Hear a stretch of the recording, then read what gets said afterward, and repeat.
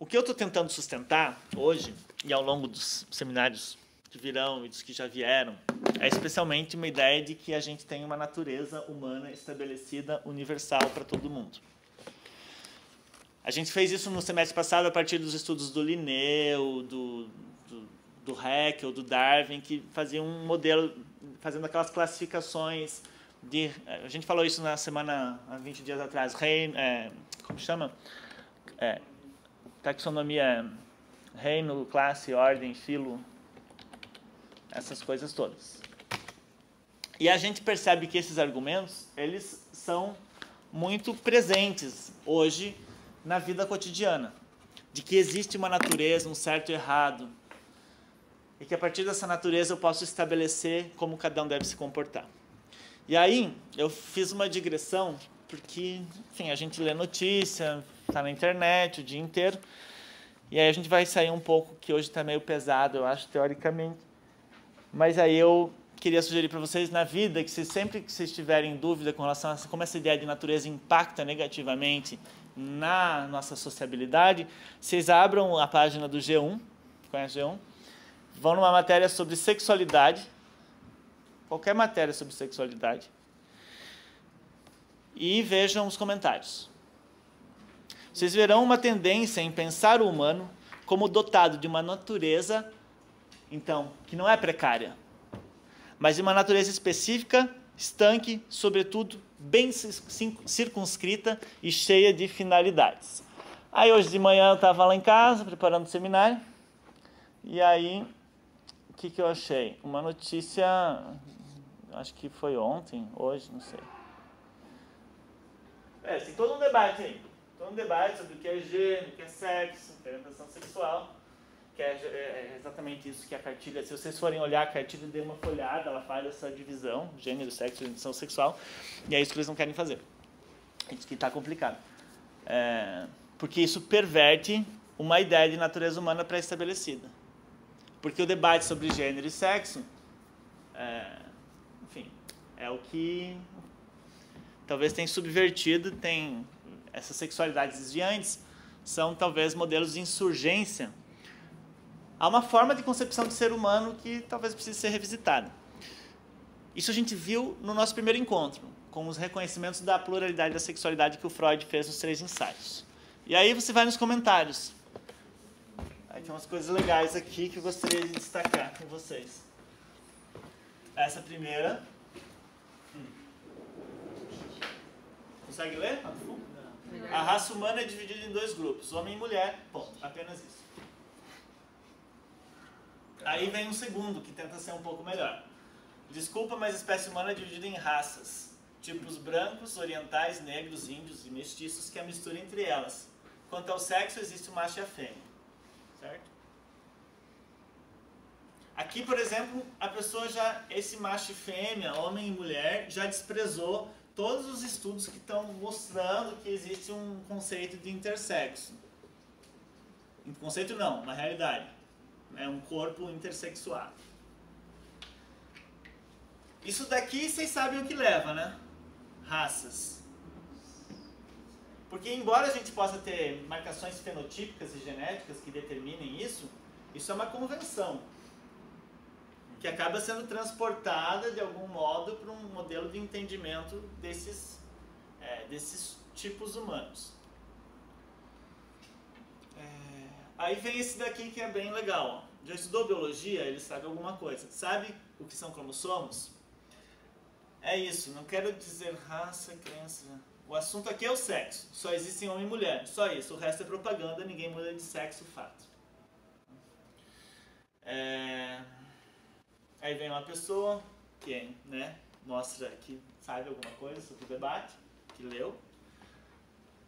E eu queria ver...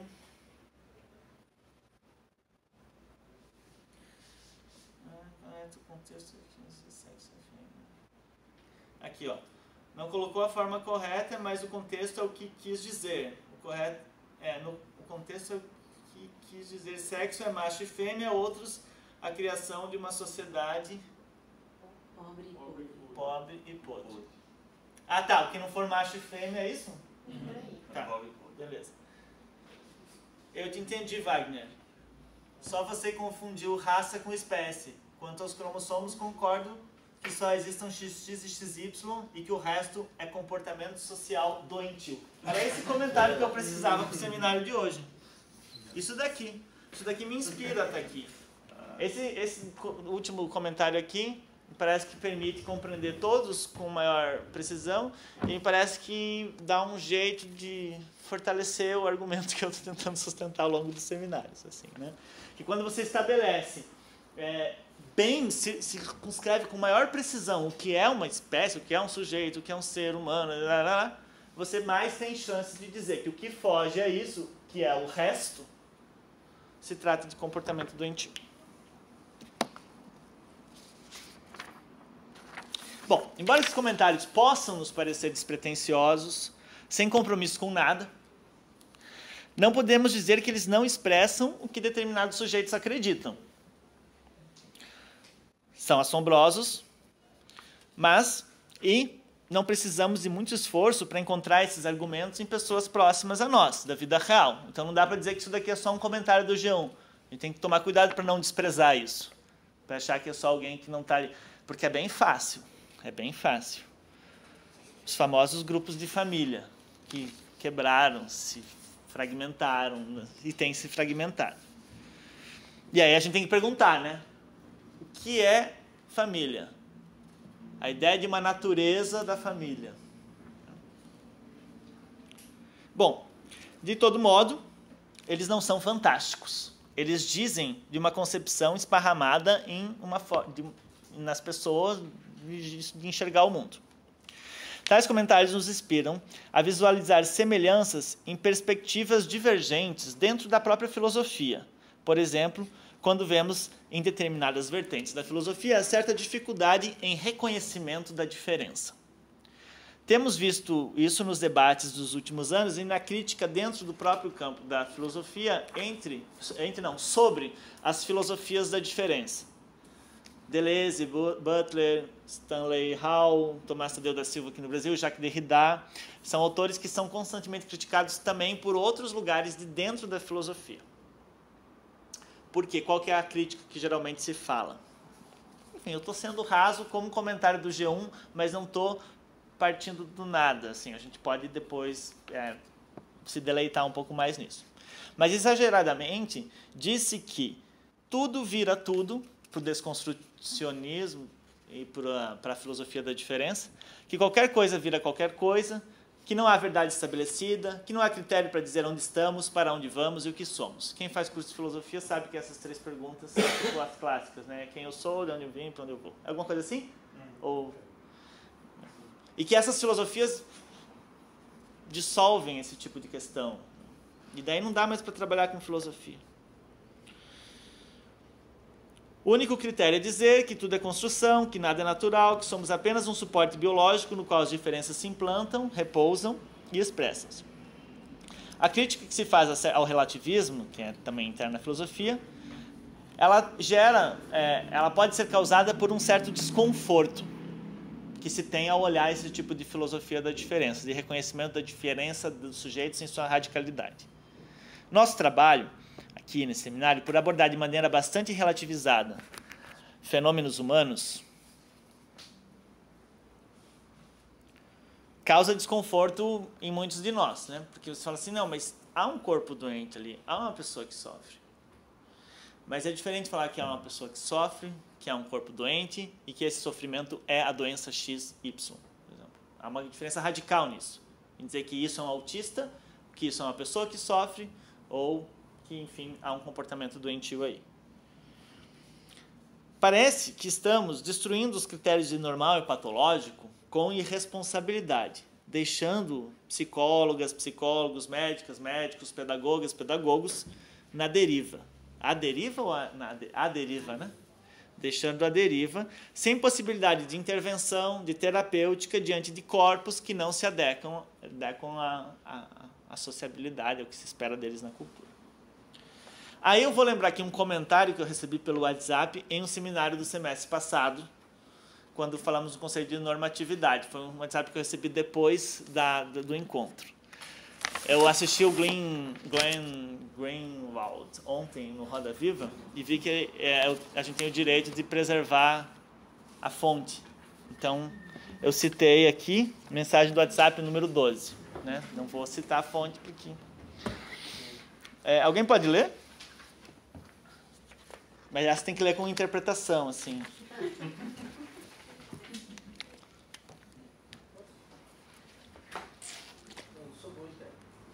Alguém do teatro. Cara, eu tava aqui pensando que é muito difícil entender racionalmente esse troço de normatividade do indivíduo. Eu acho que sem análise eu não entenderia. Análise está falando fazer análise, psicanálise, ir para terapia e tal. Que não é terapia. Já vão brigar os psicanalistas comigo. Tá, mas enfim. Acho que só depois que a gente entende na carne a tal de castração que começa a rolar o entendimento. Depois de perceber que o mundo maravilhoso que a gente tem que querer não existe e a gente tem que se virar no que quer. Isso daqui, ó, me parece muito precioso. Essa palavra. Porque esse comentário revela um pouco que a gente não construiu o nosso saber em psicologia, em filosofia, em psicanálise, em pedagogia, em urbanismo, considerando que talvez em nossa anterioridade nós somos portadores, transitamos numa precariedade maior do que é atribuída. Isso de mundo maravilhoso que a gente teme em querer não existe e a gente tem que se virar com o que tem. E eu acho que a pessoa aqui está falando que a castração é isso, assim, é você se dar conta disso e ter que fazer alguma coisa com isso a partir de agora. Que esse mundo maravilhoso não é só o mundo maravilhoso da normalidade, é o mundo maravilhoso da psicopatologia. Todos os síndromes de Down se comportam igual, todas as pessoas com... todas as crianças com transtorno opositor, positivo, desafiador, essa coisa, tem uma idealidade aí na forma como a gente constrói também o psicopatológico. Parece que negativar esses valores idealizados da vida, a percepção de que somos correspondentes a tipos ideais, seja fisiologicamente ou seja patologicamente, que existem tipos ideais, o tipo doente, o tipo saudável, rejeitar isso, negar isso, significaria rejeitar uma ilusão de operação do organismo conforme, então, a vontade de algum criador, de algum design inteligente, conforme a uma ideia de natureza humana, que se repete. Por isso que causa desconforto, porque é negar uma concepção de sujeito que está bastante enraizada, de que tudo tem uma finalidade. Tem muito médico que fala, eu já ouvi, quando você fala que Darwin está certo, para provocar, né? Porque eu não acho que ninguém está certo, não vou brigar que Darwin está certo, mas quando a gente fala assim, que nossas formas humanas, nosso olho, nosso pulmão, nosso coração, nossa circulação sanguínea, toda essa complexidade acontece a partir do acaso, de pequenas alterações que foram acontecendo conforme as gerações foram vindo, conforme a descendência vai crescendo. Essas pequenas alterações, algumas foram conservadas, outras não, por serem mais vantajosas, transformaram o corpo no que ele é. Quando a gente fala para muitos médicos, inclusive, que tudo é obra do acaso, eles vão falar, você não sabe o que está falando, porque tudo tem uma finalidade. Se você lembra de aula de fisiologia, na biologia, a função dos órgãos é toda muito bem estabelecida. É como se o órgão quisesse de fato fazer aquilo, como se o estômago quisesse digerir, como se o fígado quisesse produzir a bile para fazer o processo lá com a gordura toda. Então tem uma ideia de um tipo ideal. Me parece que a ideia de um tipo ideal de natureza, estanque e com finalidades específicas, é perigosíssima. Mais pra frente eu vou trazer um trabalho para vocês de um cara chamado André Pichot, que chama A Sociedade Pura, de Darwin a Hitler. Tem esse livro em português, ele é bem difícil de achar, mas a gente vai ver um pouco como essa ideia de finalidade levada às últimas consequências é perigosa. Mas o argumento da precariedade da vida me parece, o que permite reconhecer que cabe aos indivíduos estabelecer uma intervenção em seu meio, em seu entorno, dada uma fragilidade talvez inerente à sua existência. Isso a revelia do que se diz dos corpos pela medicina e pela psicologia, os quais podem ser tomados como saudáveis à medida que expressam a máxima potencialidade de suas constantes fisiológicas entendidas como normais. Vemos que as formulações da medicina, psiquiatria, psicologia, pedagogia são erigidas a partir de uma expectativa de completude do ente, do ser, uma expectativa de completude do sujeito. Essa expectativa de completude de que há um modelo ideal, ela é constantemente, diariamente, minuto a minuto, frustrada pelos corpos que se apresentam doentes. Lembremos como houver inúmeras formas de satisfação sexual, tantas quantos forem os indivíduos, nos 3 ensaios, quando Freud vai lá, cara, tem muitas formas de satisfação sexual, perversas, que ele chama. Aí ele vai falar assim, será que a gente pode dizer que existe uma sexualidade normal, dado que a sexualidade é tão plural assim? Então, será que a gente pode dizer que existe um tipo ideal, dado que o processo patológico sempre fica emergindo na cultura? A vida, o corpo vivente, pode ser entendido como um organismo em constante conflito, diálogo, relação com o seu entorno. Isso vai na contramão dos manuais de psicologia do desenvolvimento, ou mesmo de psicopatologia da infância, que constroem modelos desenvolvimentistas sem considerar, ou pouco considerando, o impacto da relação que o sujeito haverá de estabelecer com as contingências do meio. O exemplo mais clássico daqui é o Piaget.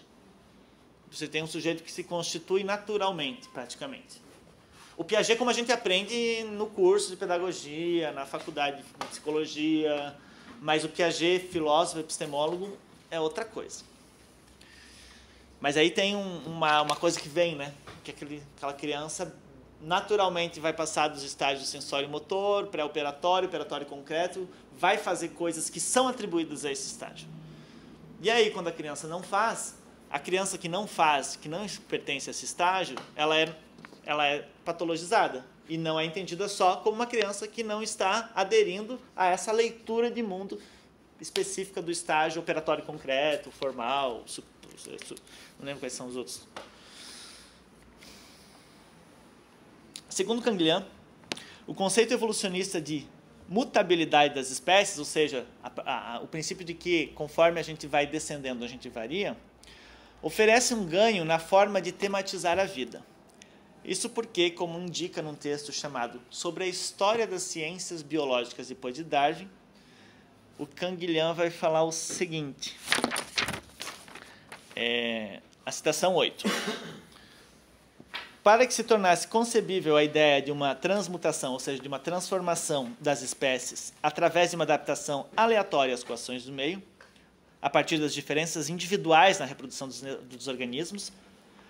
Então, para admitir que os sujeitos variam e que nenhuma cópia é igual à outra, ou seja, que cada um aqui é diferente, era necessário destruir a ideia de uma adaptação pré-ordenada para cada espécie de criaturas entre sua estrutura e seu modo de vida.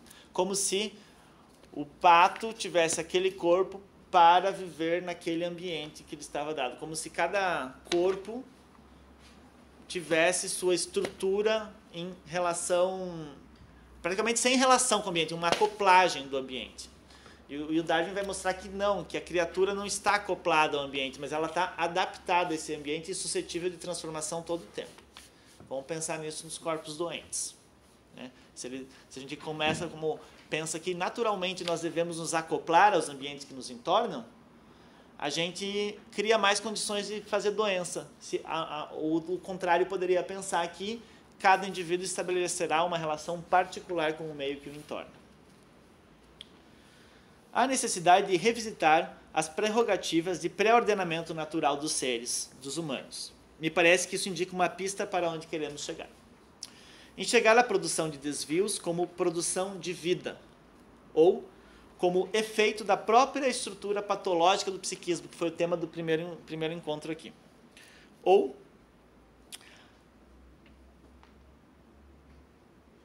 enxergar e reconhecer a precariedade das relações que estabelecemos com o meio.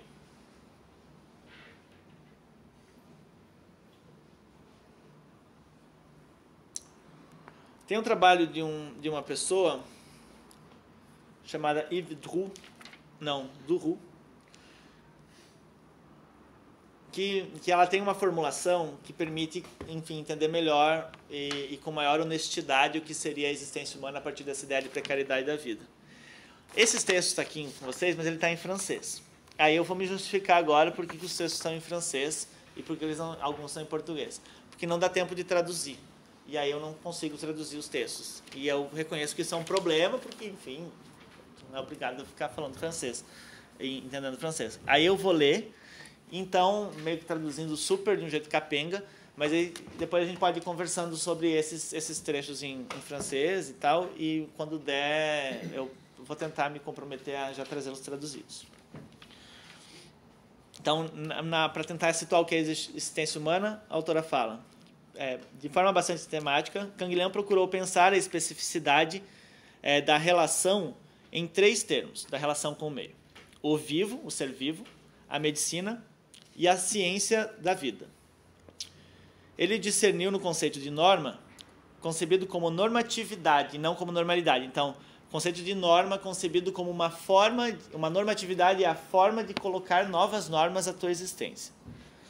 O ponto a partir do qual nós poderíamos deslocar as equações clássicas do grande positivismo, ciência e técnica, ordem e progresso, para dar lugar à imprevisibilidade e à decisão do indivíduo. A possibilidade de produzir normas dá lugar a essa possibilidade do indivíduo tomar decisões sobre o que ele quer fazer com o corpo dele, com o meio dele.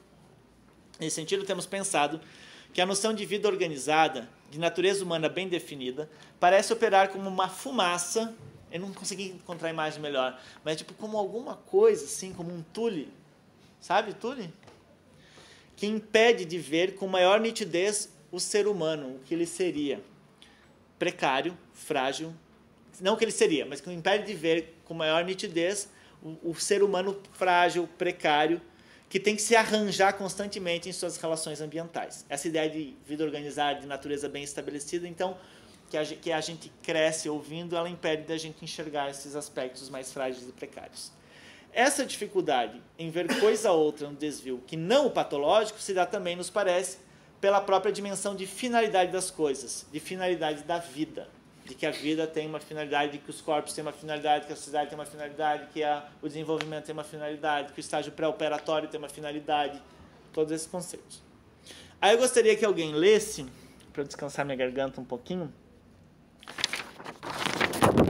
Não é porque quero descansar minha garganta um pouquinho, é para descansar o ouvido de vocês. A citação número 7 do Canguilhem com essa relação da finalidade.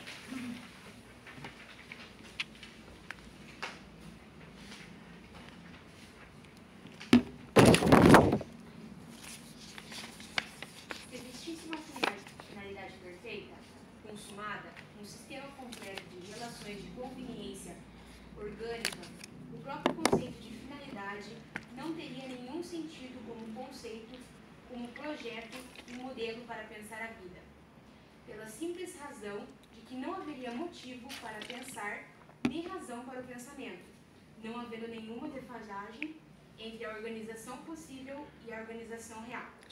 Beleza, obrigado. Percebe que a gente concebe as coisas como que elas têm finalidade justamente porque elas não têm? Porque se elas tivessem a própria noção de finalidade não existiria?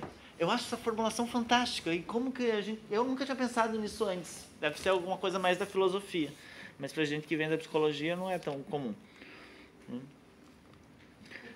Porque tem uma ideia de acoplagem mesmo da finalidade do corpo com o ambiente. Mas não há, né? Obrigado.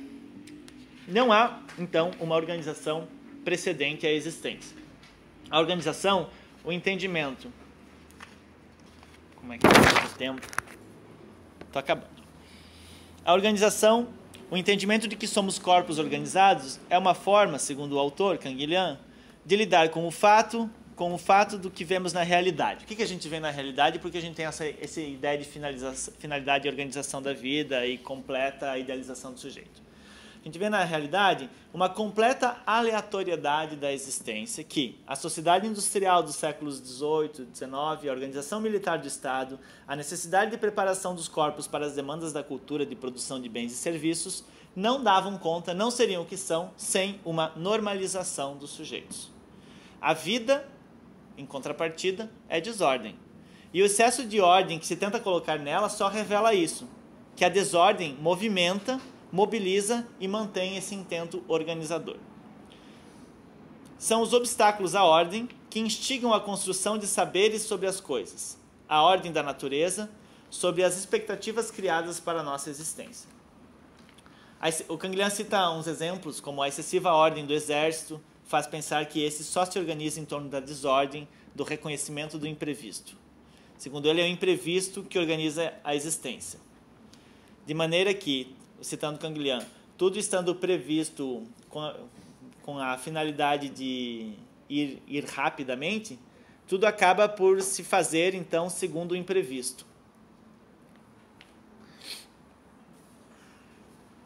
Talvez o discurso de ordem que vemos emergir contemporaneamente, discurso de ordem, não é barato isso que estou falando aqui. Talvez o discurso de ordem que vemos emergir contemporaneamente na classificação e organização da existência a partir de preceitos militares esteja em voga justamente porque a aleatoriedade, a diferença, o desvio tem sido pautado e tem tido direito à existência como nunca antes na história. Por isso a gente está com esses discursos tentando organizar homem é homem, homem é mulher, menino é menino, macaco é macaco.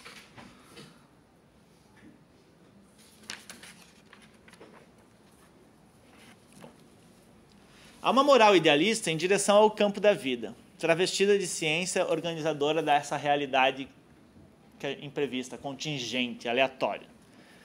De corpos que produzem incessantemente novas formas de relação com o meio. O conceito de normatividade, que é a capacidade de construir novas normas a partir das restrições que vêm do meio. Eu já estou chegando no final, estou falando de normatividade e isso a gente vai falar na semana que vem. Então, não vou explorar muito esse conceito. Resumidamente, normatividade é a capacidade de construir novas normas. Sempre a partir de restrições que você tem no seu entorno, interno ou externo. Por exemplo, você tem um problema no seu coração e aí você não vai mais poder correr. Sei lá, não vai mais poder correr assim, fazer maratona. Você é considerado patológico porque você não vai mais poder fazer maratona. Para o Canguilhem faz assim, você vai ter que, para não ser patológico, você criar novas normas para você. Então, o normal para você não vai mais ser correr e ter uma resistência física e tal. Você vai adaptar as suas condições no mundo para que não se torne patológico.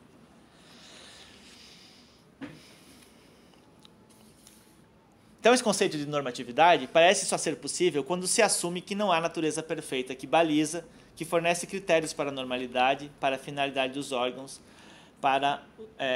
dos movimentos e da existência.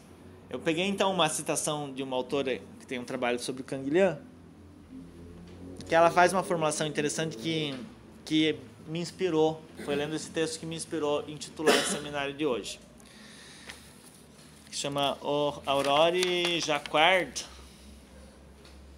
que é a citação número 16. É em sua precariedade que o ser vivo, encontra uma potência plástica. Em sua precariedade que o ser vivo encontra uma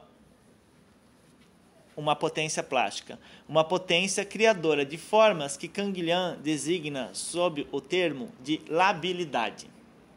Como sublinha, então, ela cita um outro autor chamado Guillaume Leblanc, a labilidade designa, então, o momento originário onde a vida se dessolidariza de sua forma dominante, porque a vida está sempre em defasagem com relação a ela mesma.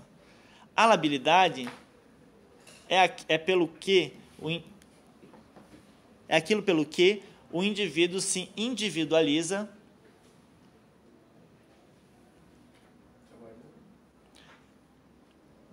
Isso.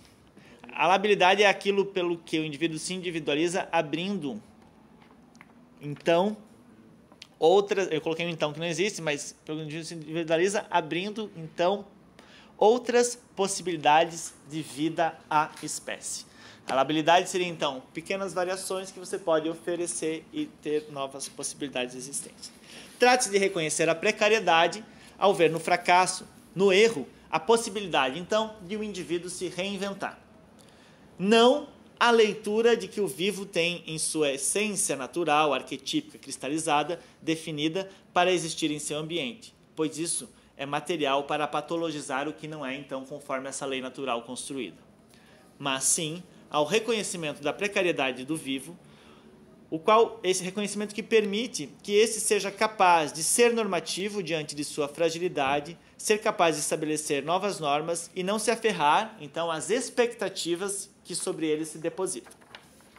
Assumir que a vida é precária é criar condições de diálogos em saúde que considerem tal forma de vida, as formas de vida patológicas, por exemplo, consideradas patológicas, como uma saída possível e não como algo a se evitar, como vemos no discurso médico. Pensem em doenças crônicas, psicopatologias consideradas crônicas. Se a gente achar algo a se evitar, elas sempre serão doentias. Né? Pensar no que eu sempre cito, que é o autismo. Ao evitar o precário da vida, evita-se o movimento insurgente. Evita-se a possibilidade de inserção do novo na história. Afasta-se da incessante produção inconsciente do inesperado, do imprevisto. É preciso criticar modelos que dizem como devem ser as coisas, que mostram o psiquismo como um maquinário que nada produz, que é apenas efeito de forças bioquímicas ou ambientais. DSM, Manual Diagnóstico e Estatístico dos Transtornos Mentais. Que é quem não conhece, é legal dar uma folhadinha. Ou não. A ideia de perfectibilidade da natureza deve ser pensada. Perfectibilidade em relação a quê? Em relação a quem? Ou, acho que essa pergunta é mais interessante, a serviço de quem está a expectativa de perfectibilidade do ser vivo? Para despatologizar, é preciso desidealizar a vida. Ver que o que se fala dela é convenção e não retrato de sua natureza ideal. Por isso me pergunto se devemos, na terapêutica, operar estratégias de transformação do sujeito ou requalificar as nossas expectativas sobre ele.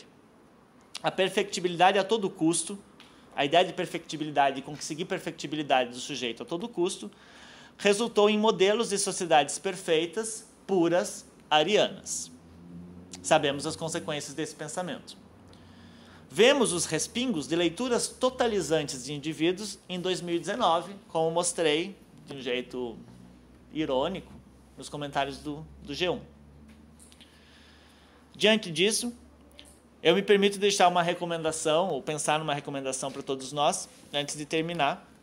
E é uma recomendação que é resgatada de Canguilhem e que me parece fundamental para seguirmos nosso debate e procurarmos melhor estabelecermos essa ponte, esse vínculo entre a patologia e a insurgência, que é o que eu tenho tentado fazer aqui. Me parece que é preciso que sejamos todos um pouco falhos, não totais, errantes, imprevistos. Que sejamos todos e que não deixemos de ser minimamente precários.